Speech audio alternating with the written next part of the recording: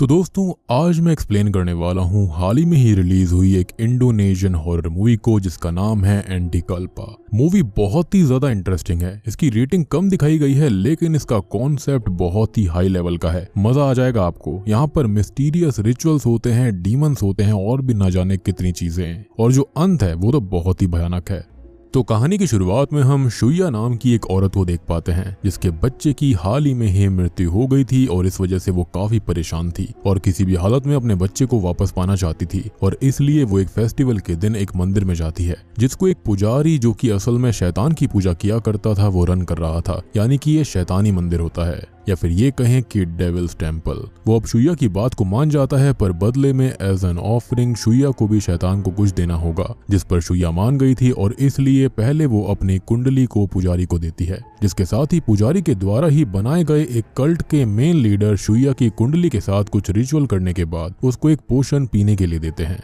जिसको पीने के साथ ही अचानक से ही शुइया का शरीर अकड़ने लगता है जैसे कि कोई डिमोनिक शक्ति उसे पजेस कर रही हो। वेल अभी हमको बताया नहीं जाता कि शुइया ने शैतान के साथ आखिर क्या डील करी थी और इसी के साथ अब सीन एक साल आगे जाता है जहां पर हम अर्डिया नाम के एक लड़के को देख पाते हैं जो कि सो रहा था कि तभी अचानक से उसको अपने सपने में अपनी क्रश यूफान दिखाई देती है जो कि असल में शुइया की ही भतीजी भी थी। यानी कि शुइया यूफान की चाची होती है जिसको हम आंटी भी कह सकते हैं। खैर सपने के अंदर अर्डिया को यूफान दिखाई देती है जो कि अचानक से ही एक डीमन बनकर उस पर हमला कर देती है, जिसको देखकर अर्डिया बहुत ही ज्यादा डर गया था। पर तभी वो उठकर अपने काम में लग जाता है और वो सबसे पहले अपने हाथ को जल्दी से होली वाटर से धोने लगता है और इसी दौरान उसकी नरेशन से हम ये जान पाते हैं कि असल में अभी जो उसने सपना देखा था वो उसके साथ सच में आखिरी साल घटित हुआ था। लास्ट ईयर अचानक से एक फेस्टिवल पर यूफान को एक डीमन ने पजेस करके अर्डिया के ऊपर हमला कर दिया था जिसके अंदर वो बच गया था। पर वैसे ही फेस्टिवल के समय उसे उसके एक हाथ में डिमोनिक हैंड के रूप में एक सुपर नेचुरल शक्ति मिली थी जिसका वो इस्तेमाल मुसीबत के समय कर सकता था।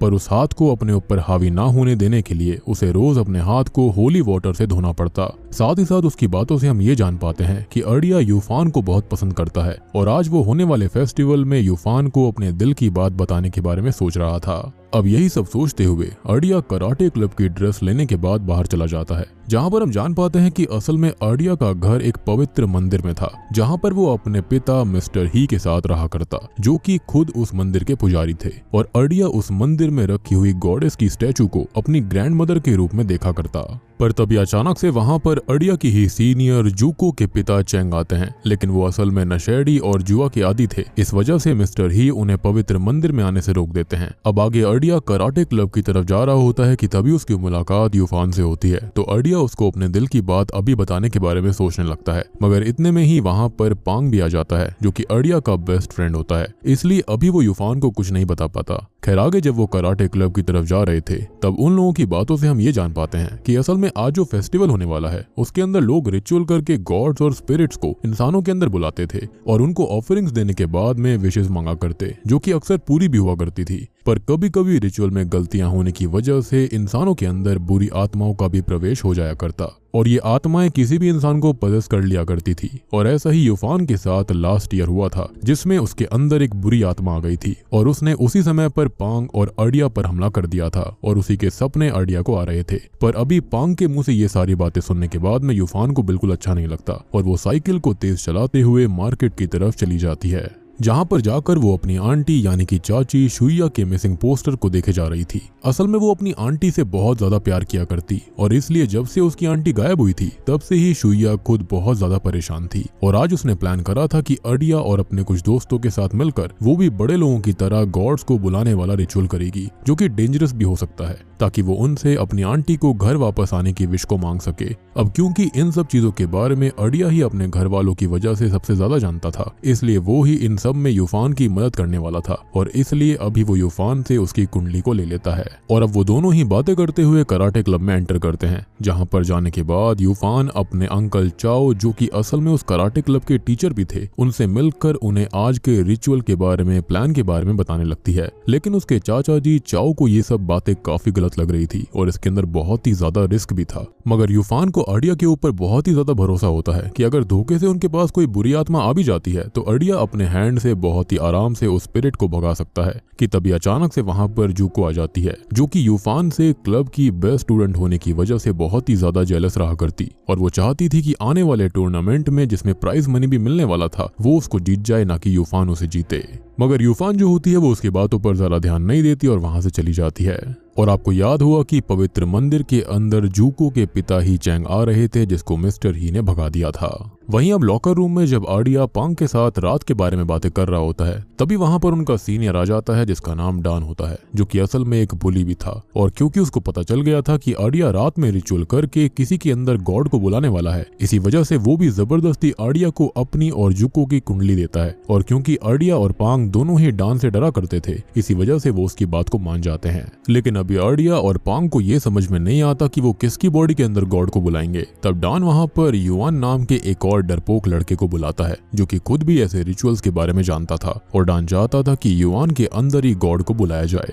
अब पांग और आर्डिया ऐसा चाहते तो नहीं थे, पर ना चाहते हुए भी उन्हें डॉन की बात को मानना पड़ता है। और आगे प्रैक्टिस के दौरान हम देखते हैं कि यूफान जूको को बुरी तरह से हरा देती है, जिससे कि जूको बहुत चिढ़ गई थी और वो गुस्से में वहां से जाने लगती है। और तब हमको पता चलता है कि डॉन असल में जूको को पसंद करता था। वो उसे रोकने की कोशिश करता है, मगर जूको उसकी बात को अनसुनी करके गुस्से में वहां से चली जाती है। मगर डॉन को ये सब अच्छा नहीं लगता और इसी गुस्से के चलते वो आर्डिया को धक्का दे देता है। तब यूफान आर्डिया की मदद करने आगे आती है, पर डॉन यहाँ पर आर्डिया को और भी ज्यादा मारने वाला था कि तभी वहां पर चाओ आ जाते हैं, जिनको देखकर डॉन शांत होकर वहां से चला जाता है। अब क्योंकि यूफान जानती थी कि डॉन का मूड जूको की वजह से खराब है और जूको का मूड यूफान की वजह से, तो यूफान आर्डिया से माफी मांगती है कि उसकी वजह से ही ये सब हुआ। आर्डिया को उस समय गुस्सा आ रहा था, पर जब वो देखता है कि यूफान का मूड उससे कहीं ज्यादा अपसेट है, तो वो यूफान से सही से बात करने के बाद वहां से चला जाता है। खैर अब रात में हम कुछ लोगों को देख पाते हैं जिन्होंने सफेद रंग का लिबास पहना हुआ था और वो सब अजीब तरह से चलते हुए उसी शैतानी मंदिर की तरफ जा रहे थे, जिसको हमने मूवी की शुरुआत में देखा था। फिर हमें आर्डिया को दिखाया जाता है जो कि अपने घर के मंदिर से उसी गॉडेस की मूर्ति को चुराने के प्लान में था, जिसको वो अपनी ग्रैंड मदर कहा करता।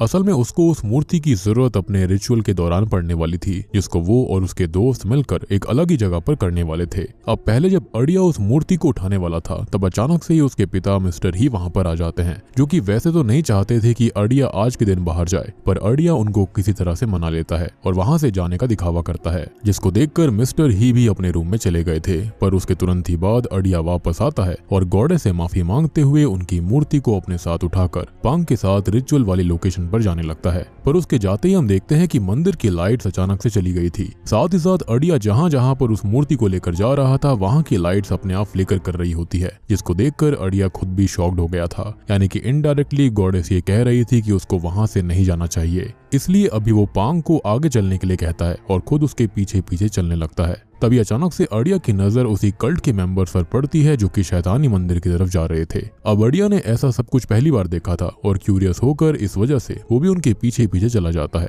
अब पांग को इस बारे में अभी पता नहीं चला था और वो रिचुअल वाली लोकेशन की तरफ बढ़ते जा रहा था। मगर जैसे ही उसे आर्डिया के गायब होने का एहसास होता है, वो तुरंत पीछे आता है। लेकिन तब तक आर्डिया कल्ट मेंबर्स का पीछा करते हुए कुछ गलियों में आ चुका था, जहाँ पर बहुत अजीब से साइंस और सिंबल्स बने हुए थे जो कि डिमोनिक लग रहे थे, जिनको देखकर आर्डिया को कुछ भी समझ में नहीं आता। लेकिन अभी जब वो शैतानी मंदिर में पहुंचता है तो वहां पर और भी ढेर सारे लोग मौजूद थे जो कि किसी तरह का रिचुअल कर रहे थे। और मे बी यहाँ पर जैसे बाकी सभी लोग गॉडेस को बुलाया करते थे, वैसे ही ये लोग डीमंस को बुला रहे होंगे और इसलिए यहाँ पर सारे के सारे सिंबल्स नॉर्मल से अपोजिट थे। खैर उसी जगह पर हम चैंग यानी कि जूको के पापा को भी देख पाते हैं, जो कि खुद उसी कल्ट के मेंबर भी थे और वो भी काफी ज्यादा अजीब हरकतें कर रहे होंगे। मे बी शायद से जूको के पिता मिस्टर ही को इस बारे में पता होगा और इसी वजह से उन्होंने उसे मंदिर में आने से रोक दिया। खैर तभी अचानक से आर्डिया की नजर पुजारी और कल्ट लीडर पर पड़ती है, जो कि जलती हुई अगरबत्ती से एक हुडी पहनी हुई लेडी को बेरहमी से मार रहे थे,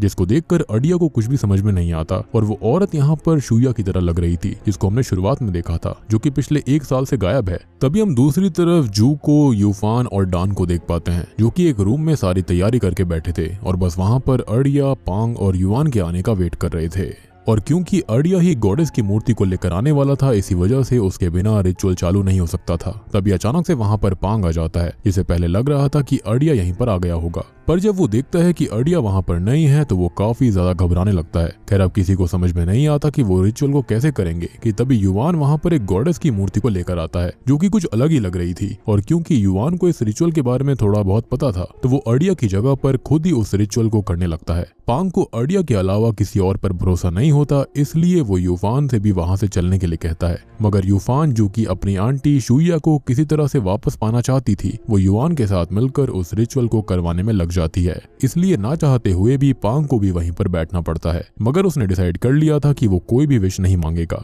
खैर अब रिचुअल चालू हो जाता है और युवान कुछ चैंटिंग्स को पढ़ने के बाद में खुद एक पोशन को पीता है और बाकी सबको भी पोशन पीने के लिए दिया जाता है, जिसको जैसे ही यूफान, पांग, जूको और डान पीते हैं तभी अचानक से ही उनको कुछ होने लगता है। और अब युवान भी अजीब हरकतें करना चालू कर चुका था, जिसके तुरंत ही बाद उसके अंदर गॉडेस आ जाती है। पर हम युवान की लाई गई मूर्ति को नोटिस करते हैं, जिनकी आंखों से खून निकलने लग गया था। यानी कि मेरे हिसाब से ये कोई गॉडेस की मूर्ति नहीं बल्कि किसी डीमनस की मूर्ति होगी। और ये काफी ऑब्वियस है कि युवान असल में किसी गॉडेस की नहीं बल्कि एक डिमोनिक स्टैचू को लेकर आया था। खैर अभी डान, यूफान और जूको तीनों ही उस डीमन से, जिसको वो गॉडेस समझ रहे थे, उससे विश मांगने के लिए तैयार हो जाते हैं। पर वो गॉडेस बहुत ही अजीब तरह से बातें कर रही थी और खुद का नाम वो इमॉर्टल बता रही थी। अब उन तीनों की ही विश पूरा करने के बदले में उसे भी कुछ चाहिए था, जबकि रियल गॉडेस कभी ऐसा नहीं बोलती, लेकिन ये बात उन्हें पता नहीं थी। ऑब्वियस सी बात है, वहां पर अर्डिया नहीं आया था। तब जूको वहां पर टूर्नामेंट में जीतने की विश मांगती है और डान वहां पर जूको की ही विश को पूरा करने के लिए कहता है और यूफान अपनी आंटी के घर वापस आने के लिए विश करती है। खैर अब उस गॉडेस यानी कि डीमनस ने सबकी विश को सुनकर उनके सर पर हाथ रख दिया था और वो तीनों उस समय के लिए अजीब सा बर्ताव करते हुए बेहोश हो जाते हैं। और पांग साइड में बैठे हुए ये सब देख रहा था, क्योंकि उसने कोई विश नहीं मांगी। तब वो गॉडेस यानी कि डीमनस अचानक से युवान के शरीर से निकल जाती है और युवान भी बेहोश हो जाता है, यानी कि रिचुअल पूरा हो चुका था। तभी बेहोश डान और जूको के शरीर के अंदर बुरी आत्माएं आ जाती हैं, जो कि अचानक से ही यूफान और पांग के ऊपर हमला करना चालू कर देती हैं। अब उसी वक्त होता यह है कि वहां पर अर्डिया आ जाता है, जो कि अपने डिमोनिक हैंड की मदद से डान और जूको को रोकता है। उसने जूको और डान के सर पर हाथ रखकर उनके अंदर से बुरी आत्माओं को निकाल दिया था, या फिर यूं कहें कि उनकी एनर्जी को सोख लिया था। और वो जितना ज्यादा अपने हाथ को इस्तेमाल कर रहा था, उसका हाथ उतना ही ज्यादा जल रहा था और उस जलन को बंद करने के लिए ही उसको होली वाटर यूज करना पड़ता है। वेल अभी के लिए जूको और डान के सही होने के बाद अब यूफान के शरीर में भी बुरी आत्मा आ जाती है, जो कि युवान के लाए हुए स्टैचू की तरफ बढ़ रही थी, जिसको देखकर अर्डिया यूफान के अंदर से भी स्पिरिट को निकालता है। पर क्योंकि यूफान का शरीर ब्लैक मैजिक की चपेट में बहुत जल्दी आ जाया करता था, इसलिए अभी यूफान पूरी तरह से ठीक नहीं होती। तभी अचानक से ही अर्डिया की नजर उस डिमोनिक मूर्ति पर पड़ जाती है, जिसको देखकर वो शॉक्ड हो गया था, क्योंकि आज तक उसने ऐसा अजीब सा स्टैचू कभी नहीं देखा था। खैर वो जैसे ही उस स्टैचू को उठाता है, तब हम उस स्टैचू के नीचे एक और सिंबल को देख पाते हैं, जो कि उन गलियों के अंदर बना हुआ था, जिसका मतलब साफ था कि ये सब उसी कल्ट के लोगों ने करवाया है, जिसके पीछे अर्डिया चला गया था। और अगर आपने नोटिस करा हो तो युवान ने भी व्हाइट कपड़े पहने हुए थे, जो कि बिल्कुल उसी कल्ट के लोगों के कपड़ों की तरह ही लग रहे थे। वहीं अब हम चाओ को उसके घर में देखते हैं, जहां पर अचानक से उसके घर के अंदर किसी और के भी होने का एहसास उसको होता है। अब अर्डिया यूफान को अपनी पीठ पर टांग कर अपने घर ले आया था, जहां पर यूफान को होली वाटर में डालने के बाद उसने वापस से अपने डिमोनिक हैंड की मदद से उसके अंदर से सारी बुरी शक्तियों को निकालना चालू कर दिया था। पर इन सब में अर्डिया को बहुत ज्यादा दर्द होता है, जिसके चलते वो भी बेहोश हो जाता है। तब सीन यहाँ से पास्ट में जाता है, जहाँ पर हम लास्ट ईयर में ये देखते हैं कि यूफान, पांग और अर्डिया तीनों ही अर्डिया के घर में ही फेस्टिवल की तैयारी कर रहे थे। तब पांग चाहता था कि अर्डिया हिम्मत करके यूफान को अपनी फीलिंग्स के बारे में बता दे, जिस पर अर्डिया भी मान जाता है। और तब यूफान की हरकतों से हम ये जान पाते हैं कि असल में वो भी अर्डिया को पसंद करती थी, मगर दोनों में से किसी के अंदर हिम्मत नहीं थी कि वो पहले इसके बारे में कन्फेस कर दें। पर रात में जब अर्डिया यूफान से सब कुछ कन्फेस करने वाला होता है, तभी अचानक से यूफान के शरीर में एक डिमोनिक स्पिरिट आ जाती है और एक कैंची की मदद से अर्डिया की चेस्ट पर स्टैब कर देती है। और अब उसको वो जान से मारने ही वाली थी कि तभी अचानक से उसकी माँ यानी कि मिसेस ही, जो कि एक बहुत ही स्किल्ड शेमन होती हैं, वो आकर यूफान का एग्जॉर्सिज्म करती हैं। साथ ही साथ उन्होंने कुछ चैंटिंग की मदद से अपने बेटे अर्डिया का बहता हुआ खून भी रोक दिया था। पर प्रेजेंट टाइम पर हम देखते हैं कि अर्डिया की चेस्ट से खून बह रहा होता है और तभी उसकी आंख खुल जाती है, जो कि ये देखता है कि यूफान अब बाथ टब से निकलकर उसके रूम में कपड़े चेंज कर रही है। जिसके बाद वो अर्डिया के पास आकर उससे बातें करने लगती है और हम उसकी बातों से जान पाते हैं कि यूफान को पदस होने के बाद का कुछ भी याद नहीं था, पर उसे इस बात की खुशी थी कि उसने पिछली रात गॉडेस से प्रे करके अपनी चाची को वापस मांग लिया था। तब अर्डिया उसे उस कल्ट के बारे में बताता है जहाँ पर उसने शुया जैसी लेडी को देखा था, मगर अभी यूफान उस कल्ट के बारे में ज्यादा नहीं सोचती और वहाँ से अपने चाचा के घर पर चली जाती है। अब आगे थोड़ी देर के बाद में जब अर्डिया और पांग गॉडेस की मूर्ति को वापस अपने मंदिर में रख रहे होते हैं, तभी वहाँ पर मिस्टर ही आकर उन्हें डांटने लगते हैं, पर अभी उनको पिछली रात के बारे में सारी सच्चाई नहीं पता थी।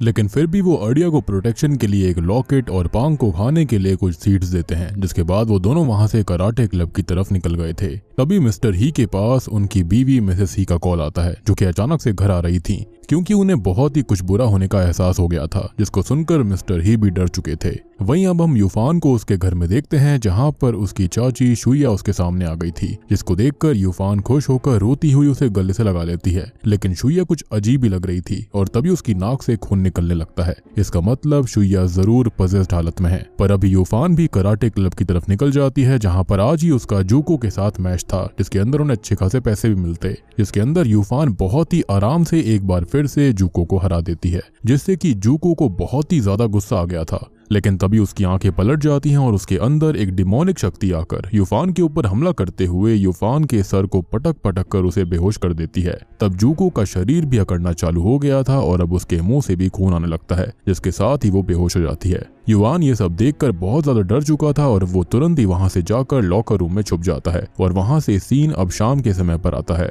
जहां पर अर्डिया और पांग यूफान की हालत को देखने उसके घर गए थे। पर चाओ उनको ये बताता है कि यूफान सो रही है और इसलिए वो दोनों बाहर से ही वापस जाने लगते हैं कि तभी अचानक से उनकी नजर शुया पर पड़ती है, जिसको देखकर वो दोनों ही शॉक्ड हो गए थे कि वो 1 साल के बाद अचानक वापस कहां से आ गई। और तब उसको देखने के बाद अर्डिया अपना प्रोटेक्शन लॉकेट चाओ को देते हुए उसे यूफान को देने के लिए कहता है, क्योंकि उसे शुया को देखकर सही नहीं लग रहा था। अब रात में हम युआन को देखते हैं, जो कि अभी भी डरा हुआ कराटे क्लब के लॉकर रूम में छुपा हुआ था। तभी अचानक से उसके नंबर पर एक कॉल आता है, जिसमें दूसरी तरफ से एक डिमोनिक आवाज आ रही थी, जिसका मतलब यही था कि अब युआन के मरने की बारी थी, जिसके अंदर डीमनस ने ये बोला था कि उनकी इच्छा पूरी होने के बदले में उनको भी कुछ देना होगा, और यहाँ पर देने का मतलब है अपनी जान। तब युआन बहुत ही ज्यादा डर जाता है और उसके बड़बड़ाने से हम ये समझ पाते हैं कि उसने जो कुछ भी करा था वो कल्ट वालों के कहने पे किया था। अब आगे जब युआन डरते हुए अपने फेस को धोने के लिए सिंक के टैप को ओपन करता है, तब टैप में से यानी कि नलके में से खून निकलने लगता है, जिसके साथ युआन को भी खून की उल्टियां होना चालू हो गई थी और उसका शरीर भी बहुत ही बुरी तरह से अकड़ने लगा था। युआन अपनी जान बचाने के लिए खिसकते हुए लॉकर के पास जा रहा था, लेकिन तभी होता यह है कि लॉकर अपने आप खुल जाता है। उसके अंदर से लाल रंग की रोशनी बाहर आने लगती है, जिसको देखकर युआन और ज्यादा पजेस्ड हो गया था और अब वो उसी छोटे से लॉकर के अंदर घुस गया था, जिसके साथ ही लॉकर का दरवाजा अपने आप बंद हो जाता है और अंदर से युआन के जोर जोर से चिल्लाने की आवाज आ रही थी। तब अचानक से ही युआन के चिल्लाने की आवाज आना बंद हो जाती है और अंदर से ढेर सारा खून बाहर आता है, जिसका मतलब साफ था कि अब वो जिंदा नहीं बचा होगा। वहीं अब हम वापस से अर्डिया और पांग को देखते हैं, जो कि जब अपने घर की तरफ जा रहे थे, तभी अचानक से वो रास्ते में जूको के घर के सामने से गुजरते हैं और वहां पर जूको की माँ बहुत जोर जोर से रो रही थी और वहां पर किसी के फ्यूनरल के रिचुअल्स चल रहे थे। तभी हमको जूको का शरीर दिखाया जाता है, जिसकी आंखों, मुंह, नाक और कान हर जगह से खून आ रहा था और शॉकिंगली उसकी मौत हो गई थी। उसकी माँ तो इस वजह से बहुत ही ज्यादा परेशान थी, रो रही थी, मगर चैंग एकदम शांत होता है, क्योंकि वो जिस डीमन की पूजा करता था उसकी वजह से ही उसकी बेटी की मौत हुई और इसलिए शायद चैंग को लग रहा होगा कि उसकी बेटी अब एक बेटर प्लेस पर है। अब ये सब देखने के बाद में पांग और अर्डिया बहुत ही ज्यादा डर गए थे। वहीं यूफान जब सो रही होती है, तब चाओ आकर उसको अर्डिया का पेंडेंट देते हुए उससे आराम करने के लिए कहता है और ऊपर शुया के पास चला जाता है। वहां पर जाने के बाद में वो शुया को देखकर बहुत ही ज्यादा शॉक्ड हो गया था, क्योंकि शुया ने अपने बच्चे के रूम को खोल कर रखा था और उसके अंदर बच्चे के पालने पर बच्चे की जगह पर एक डॉल को रखा था। तब चाओ जाकर शुया को समझाने की कोशिश करता है कि उनका बच्चा अब इस दुनिया में नहीं है और उन्हें शायद मूव ऑन करना चाहिए, मगर शुया के हिसाब से गॉडेस इमॉर्टल उसके बच्चे को वापस कर देगी और ये वही डीमनस इमॉर्टल है जिसके बारे में उन बच्चों ने रिचुअल कर दिया था, यानी कि युआन ने। वो कहती है कि उन्हें बस गॉडेस पर भरोसा रखना है। ऑब्वियस सी बात है, उसके लिए तो वो गॉडेस ही है। अब चाओ को उसकी बात पर भरोसा नहीं होता और वो एक बार वापस से शुया को समझाने की कोशिश करता है, मगर इस बार शुया बहुत ही ज्यादा गुस्से में आकर अपने ही पति चाओ का गला दबाने लगती है और उससे चिल्लाते हुए गॉडेस पर भरोसा रखने को कहती है। पर अब अचानक से ही शुया रोते हुए रुक जाती है और चाओ के साथ इंटीमेट होना चालू कर देती है। एंड आई बिलीव कि यहाँ पर शुया को एक बच्चा पाने के लिए किसी भी गॉडेस या फिर डीमन के पास जाने की जरूरत नहीं थी। Intimacy was enough. खैर जिस दौरान हम शुइया के बैक पर एक अजीब से निशान को यानी कि एक सिंबल को नोटिस कर पाते हैं जो कि अगरबत्ती से जलाकर शुइया की पीठ पर बनाया गया था, और ऐसा ही मार्क हर जगह उस डिमोनिक टेम्पल और आसपास की गलियों पर भी था, इनफैक्ट उस डीमनस की मूर्ति के नीचे भी, और यही शायद से इस कल्ट का सिंबल भी है। अब ये बात तो क्लियर हो जाती है कि शुइया सच में पजेस्ड हो गई है। अब अगले दिन यूफान जब कराटे क्लब जाते हुए अर्डिया और पांग से मिलती है तो वो बहुत ही ज्यादा खुश थी क्योंकि उसकी आंटी वापस आ गई थी और अब उसे किसी और की जरूरत नहीं थी, पर अभी उसे जुको की मौत के बारे में नहीं पता होता। खैर कराटे क्लब में पहुंचने के बाद वहां पर कोई भी नहीं था, बस हर जगह पर डिमोनिक साइंस लगे हुए थे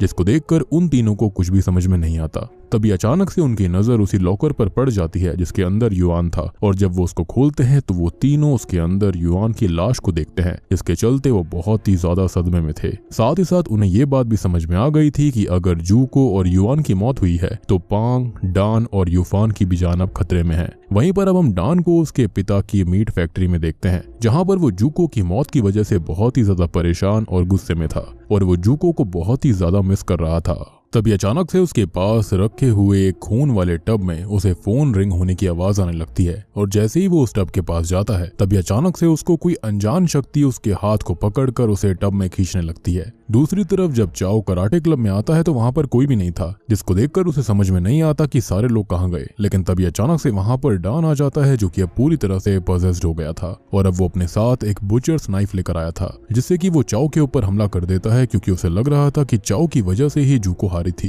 क्योंकि चाओ ने जुको को अच्छे से ट्रेनिंग ना देकर अपनी भतीजी यानी कि यूफान को अच्छे से ट्रेनिंग दी है। तब चाओ डान को पैसे देने की कोशिश करता है, लेकिन डान चाओ के ऊपर हमला करते हुए उसे जान से मारने की कोशिश करता है, पर चाओ उसे किसी तरह से धक्का देकर वहां से भाग गया था। पर उसके जाते ही डान अजीब बर्ताव करने लगता है और खुद ही पजेस्ड हालत में बहुत ही बुरी तरह से खुद को बुचर्स नाइफ से स्टैब करते हुए जान से मार देता है, जो कि सच में बहुत ही ज्यादा क्रीपी और हॉरर सीन था। वहीं हम यूफान, पांग और अर्डिया को देखते हैं जो कि मिस्टर ही के पास जाकर उन्हें उस दिन के बारे में हुई सारी घटनाएं बताते हैं, जिसको सुनकर मिस्टर ही को बहुत गुस्सा आता है, पर वो अभी उन्हें ज्यादा कुछ नहीं कहते। तभी अचानक से वहां पर मिसेस ही भी आ गई थी जो कि उन लोगों की मदद करने के लिए वहां पर आई थी। तब अर्डिया उन्हें वो डिमोनिक मूर्ति दिखाता है जिसको वो अपने साथ लेकर आ गया था। अब उस स्टैचू को देखने के बाद मिस्टर और मिसेस ही बहुत ही ज्यादा शॉक्ड थे, और तब जाकर उनकी बातों से हम ये जान पाते हैं कि असल में गांव में कुछ लोग कल्ट के लोग हैं जो कि डीमन को पूजते हैं, क्योंकि वो डीमंस इमॉर्टल होते हैं और उनको लगता था कि अगर वो उनकी पूजा करेंगे तो शायद उन्हें भी इमॉर्टैलिटी और खुशियां मिल जाएंगी। यानी कि ये एक डीमन नहीं है बल्कि कई सारे डीमंस का मिश्रण था, और इसलिए ही युवान अजीब सा बर्ताव कर रहा था जब उसके अंदर डीमन आया था। और वो कल्ट वाले शुरू से ही एक खास शरीर की तलाश कर रहे थे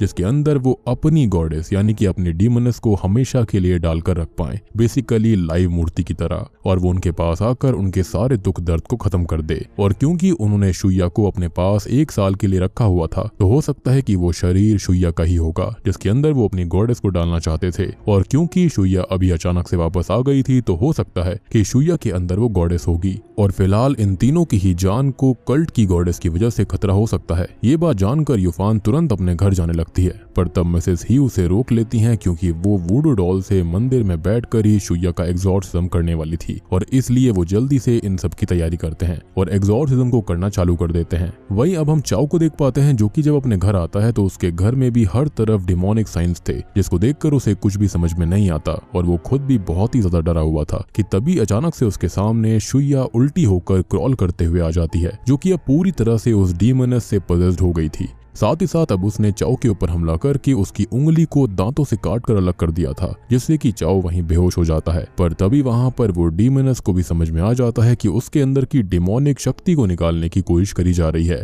और इसलिए वो अपनी पावर का इस्तेमाल करके मिसेस ही के एग्जॉर्सिज्म को रोक देती है, जिससे कि मिसेस ही नीचे गिरकर कमजोर फील करने लगती हैं। तभी अचानक से ही यूफान भी बेहोश हो गई थी, और वहीं चाओ के घर में कल्ट का लीडर अपने बहुत सारे साथियों के साथ आ जाता है और कुछ चैंटिंग को पढ़ते हुए वो गॉडेस को अपने पास बुलाता है, और अब कल्ट लीडर के साथ ही गॉडेस को एक चेयर पर बैठाकर कंधे पर उठाते हुए कहीं पर ले जाने लगते हैं। दूसरी तरफ जब यूफान की आंख खुलती है तो उसको समझ में आ गया था कि शुइया की जान खतरे में है, और इसलिए वो शुइया को सेंस करते हुए कहीं पर जाने लगती है। तब अडिया और पांग भी उसके पीछे जाते हैं। मिस्टर ह्यू ने रोकने की कोशिश कर रहे थे पर वो तीनों उसकी बात को नहीं सुनते। अब आगे कल्ट लीडर अपने साथियों के साथ एक सुनसान जगह पर आता है जहाँ पर उसके और भी काफी सारे साथी मौजूद थे, यानी कि यहाँ पर कल्ट के ढेर सारे लोग हो गए थे और वहाँ पर देखकर ऐसा लग रहा था जैसे वहाँ पर कोई बहुत ही बड़ा रिचुअल होने वाला है। तब गॉडेस को नीचे उतारा जाता है और उसे कुछ माला और एक हुडेड क्लोक पहनाकर आगे भेज दिया जाता है, जहाँ पर 5 अर्थी भी रखी हुई थी, जिसमें से 3 पर तो लाशें थी लेकिन 2 खाली थे। अब इतने में ही वहाँ पर यूफान, पांग और अडिया भी आ जाते हैं, जो कि ये सब देखने के बाद शॉक्ड थे। तभी अचानक से कल्ट का लीडर एक बार फिर से शुया की बॉडी को अगरबत्ती से मारने लगता है और उसे एक टेबल के पास लेकर जाता है। इसी बीच यूफान अचानक से बेहोश हो गई थी और अडिया और पांग के ऊपर भी कल्ट के लोगों ने हमला करके उन्हें बेहोश कर दिया था। तभी यूफान भी काइंड ऑफ पजेस होने लग गई थी और अब कल्ट के लोग यूफान को उठाकर अपने साथ शुया, जिसके अंदर गॉडेस थी, उसके पास लेकर जाने लगते हैं। साथ ही साथ उन्होंने अडिया और पांग को उन बाकी 2 अर्थियों पर लिटा दिया था जो कि खाली थी। और तब जाकर हमको पता चलता है कि असल में इमॉर्टल गॉडेस को शुया का नहीं बल्कि यूफान का शरीर चाहिए और उसने शुया से यही डील करी थी कि वो उसके बच्चे के बदले में यूफान को उसके पास लेकर आएगी, उसका शरीर देगी। और 1 साल शुया के शरीर के अंदर ये डिमोनिक गॉडेस थी और बाद में उन्होंने यूफान के ऊपर युआन की मदद से रिचुअल करवाया ताकि आगे चलकर शुया के शरीर से गॉडेस को यूफान के शरीर में डाला जा सके। और ऐसा वो तभी कर सकते थे जब यूफान बहुत ही ज्यादा लो फील कर रही हो, क्योंकि शुया भी अपने बच्चे की वजह से उस टाइम बहुत ही ज्यादा लो पर थी और इसी वजह से उसके अंदर उस समय उस गॉडेस यानी कि डीमनेस को डालना पॉसिबल हो पाया था। खैर आगे कल्ट लीडर एक एक करके उन 3 लाशों के पास जाकर उनके खून को निकालता है और तब हम जान पाते हैं कि असल में ये तीनों लाशें किसी और की नहीं बल्कि उनकी ही थी जिन्होंने वहां पर गॉडेस से विश मांगी, यानी कि डान, जूको और युआन। जिसके बाद अब कल्ट लीडर पांग और अडिया का खून भी ले लेता है और बाद में उसमें अपना खून मिलाकर अपने कुछ साथियों के साथ चैंटिंग पढ़ते हुए उसे शुया के पास लेकर चला जाता है। और आपने नोटिस करा होगा कि यहाँ पर खाली यूफान की ही विश पूरी हुई थी, क्योंकि असल में गॉडेस खाली उसको चाहती थी, उसके अंदर आना चाहती थी, जिसके चलते उसने शुया वाली चीज को पूरा कर दिया था। अब यहाँ पर इन मिले हुए खूनों के अंदर शुया ने भी अपना खून मिला दिया था, या फिर ये कहें कि गॉडेस का खून। तब यूफान शुया की ऐसी हालत देखकर बहुत ही ज्यादा बेकार फील कर रही थी और वो किसी भी हालत में शुया को यानी कि अपनी चाची को बचाना चाहती थी। इसलिए वो उस डीमनस से शुया के शरीर को छोड़ने के लिए कहती है, जिसके बदले में वो कुछ भी करने को तैयार थी। और क्योंकि डीमनस भी यही चाहती थी इसलिए वो एक बार वापस अपने हाथ पर कट लगाकर यूफान के सर पर हाथ रखती है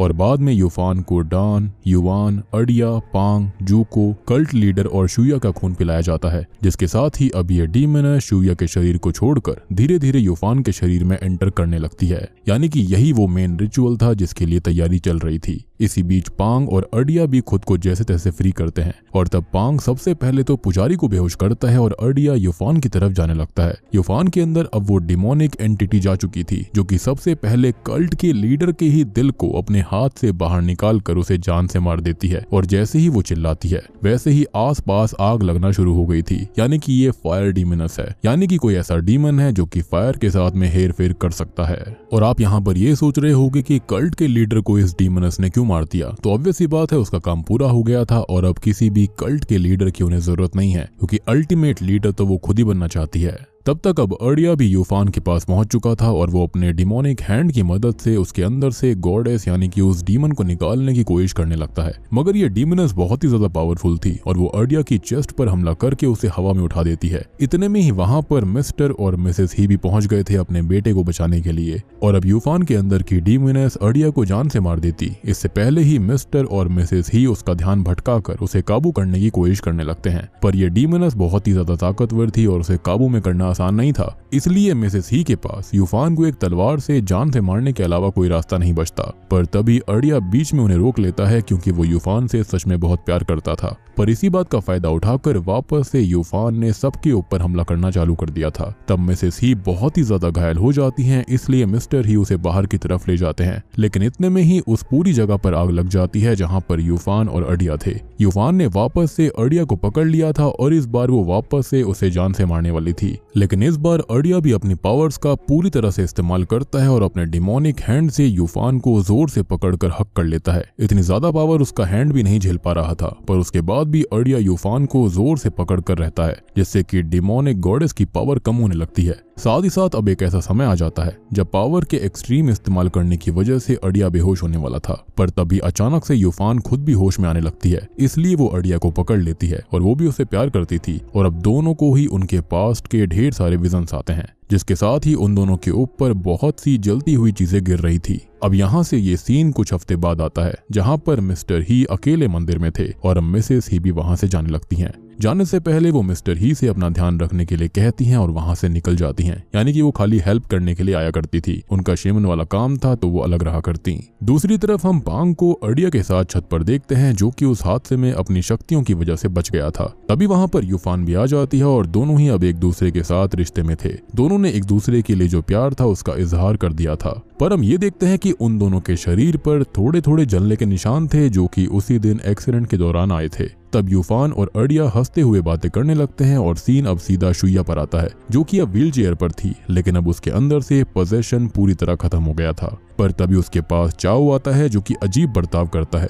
और अब वो डिमोनिक चीजों के बारे में बातें करने लगता है और अपने बच्चे को वापस लाने की बात भी कहता है, और अचानक से उसकी नाक से खून बहने लगता है, यानी कि वो भी पोजेशन में था। माइट भी वो जो डीमनस थी वो गई नहीं थी, उसने अपना अंश यहाँ पर इन दोनों के अंदर कहीं ना कहीं छोड़ दिया है, जिसका मतलब साफ है कि चाओ अब शुइया की जगह पर पजेस्ड हो गया है, जो कि शायद या तो शुइया के काटने की वजह से था या तो फिर ये तब हुआ होगा जब शुइया पजेस हो गई थी और चाओ ने उसके साथ फिजिकल कांटेक्ट बनाया। अब मूवी के एंडिंग सीन में हम उसी डिमोनिक टेम्पल को देख पाते हैं जिसमें से क्रीपी आवाजें आ रही थी, यानी कि अभी भी ये चीज खत्म नहीं हुई है और इमॉर्टल डीमन कभी मर नहीं सकता, जिसके चलते ही यहाँ पर कुछ ना कुछ और जरूर होगा। और अब यहाँ पर चाओ शायद से इस कल्ट को रिवाइव करेगा और बूम,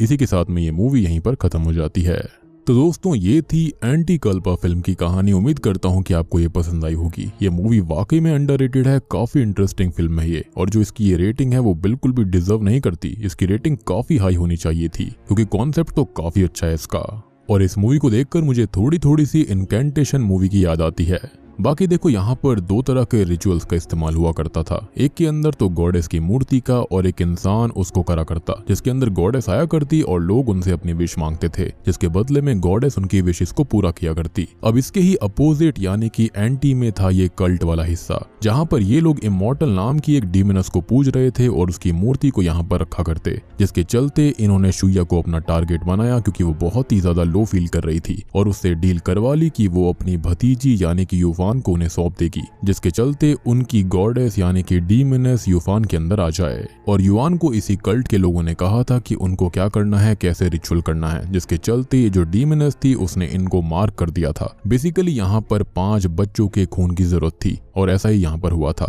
लेकिन यहाँ पर जो डीमनस होती है वो बेवकूफ नहीं थी, वो काफी ज्यादा शातिर और समझदार थी। उसको लगा कि अगर वो यूफान के अंदर नहीं भी आ पाई, ये प्लान सक्सेसफुल नहीं हुआ, तो उसने प्लान बी के तौर पर चाओ के अंदर खुद का एक अंश छोड़ दिया था, जिसके चलते वो पजेस हो गया था। और अब माइट भी वो नया कल्ट बनाएगा जिसके चलते फिर से इमॉर्टल डीमनस किसी और के अंदर आ पाए। या फिर ये भी हो सकता है कि शुइया और चाओ जब इंटीमेट हुए थे तो शायद से शुइया के अंदर प्रेगनेंसी वाला सीन भी आ गया हो, जिसके चलते वो जो बच्चा पैदा होगा माइट भी वो इमॉर्टल ही हो सकता है, यानी कि वो डीमनस हो सकता है। बाकी आप लोग बताना कि आपको ये फिल्म कैसी लगी। मुझे तो पर्सनली काफी पसंद आई है। तो वीडियो पसंद आई हो तो लाइक कर देना, चैनल के ऊपर नए हैं तो सब्सक्राइब कर लीजिए।